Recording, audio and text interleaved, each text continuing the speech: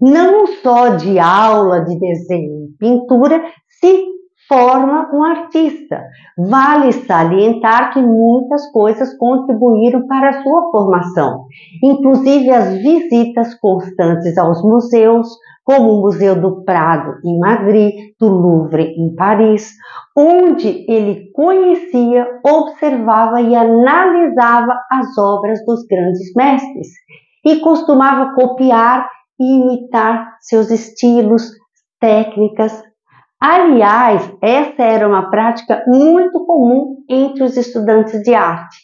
Só que, se por um lado isso contribuía para a formação e o desenvolvimento do artista, por outro lado poderia travar, prender o artista dentro daquela estética. Mas, como sabemos, não foi o caso de Picasso, que a partir dessa bagagem, dessa base bem construída e solidificada, foi desbravando outros campos e desenvolvendo o seu próprio estilo. Só que, como também sabemos, uma andorinha sozinha não faz verão.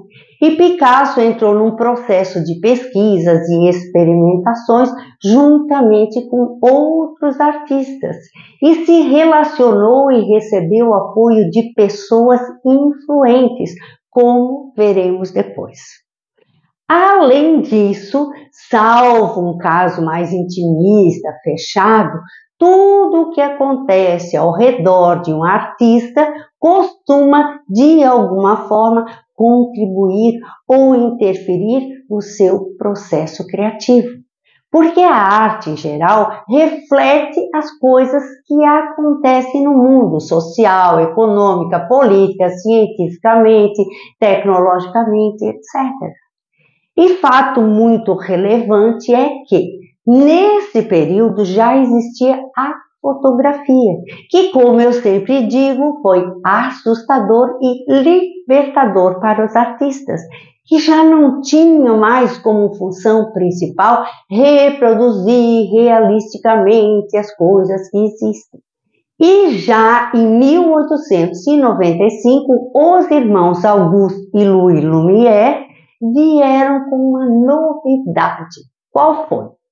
Eles apresentaram o primeiro cinematógrafo, que era uma máquina combinando câmera e projetor. Pensa no que isso representou. Veja essa cena numa estação de trem. Observe as pessoas, como elas se portam, como elas se vestem.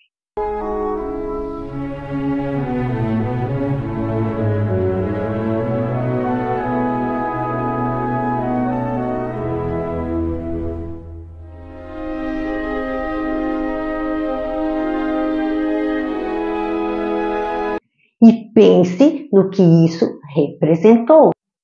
A história da fotografia, do cinema são fascinantes, mudaram todo o rumo da prosa. Mas vamos em frente. Aos 19 anos, no iníciozinho do século XX, Pablo Picasso se muda para Paris, que era o lugar do mundo ocidental em que todos os artistas queriam estar, o epicentro das inovações artísticas. Havia uma diversidade cultural, uma profusão de ideias. Muitos artistas conviviam, trocavam experiências, se inspiravam. Eram pintores, intelectuais, pensadores, atores, escritores, músicos, todos.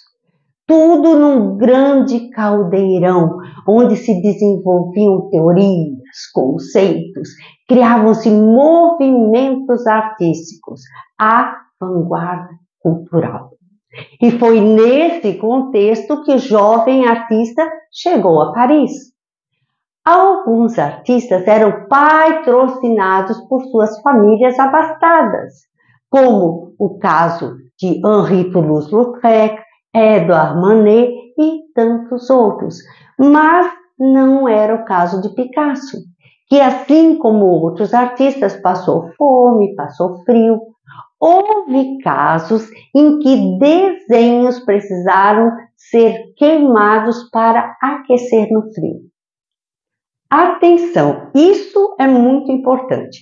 Nesse iniciozinho da caminhada, Picasso fez um grande amigo, o também espanhol e pintor boêmio Carles Casaremas. Veja essa fotografia. À esquerda, Picasso, à direita, Casaremas e ao centro, Ángel Fernández de Soto. Esse Soto é também conhecido como o bebedor de absinto, porque foi o modelo de Picasso para essa obra, o bebedor de absinto. E para constar, antes disso teve a bebedora de absinto. Já te explico. Lembrando que absinto é uma bebida fortíssima, do qual muitos artistas faziam uso. Bom, Picasso e Casaremas compartilhavam os mesmos interesses, incluindo a arte moderna. Dividiam apartamento, estúdio, pintavam, escreviam juntos, tornando-se inseparáveis.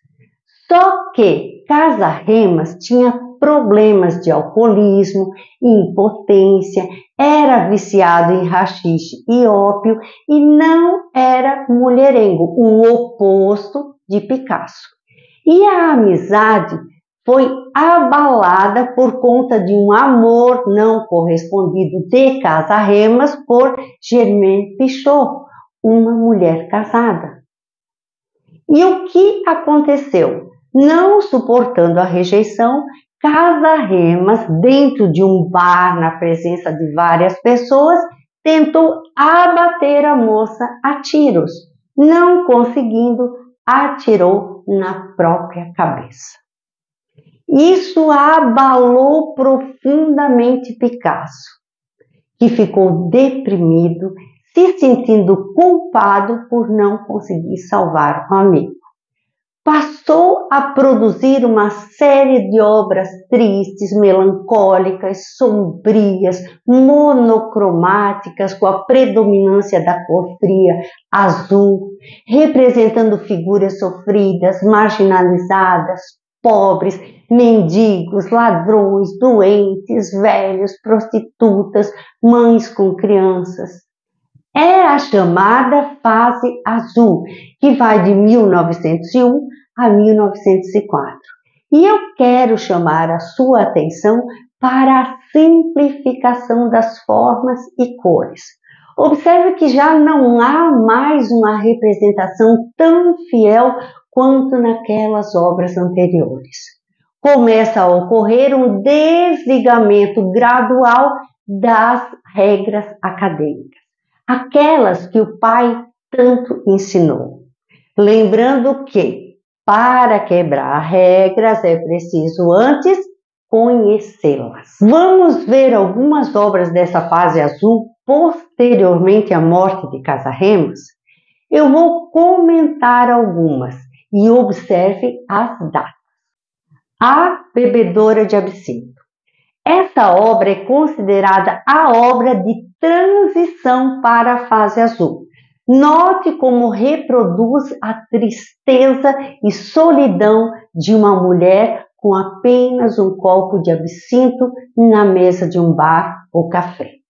Observe essa postura fechada, com esse braço deformado. Aliás, várias deformações aparecerão posteriormente. Então, esse braço parece envolver o corpo, com os dedos alongados, a mão apoiando a cabeça, os sinais de desesperança, dor e dramaticidade, que serão um mote para todas as obras desse período. Nessa obra existem outras cores ao fundo que contrastam com o azul da roupa, da garrafa e o copo.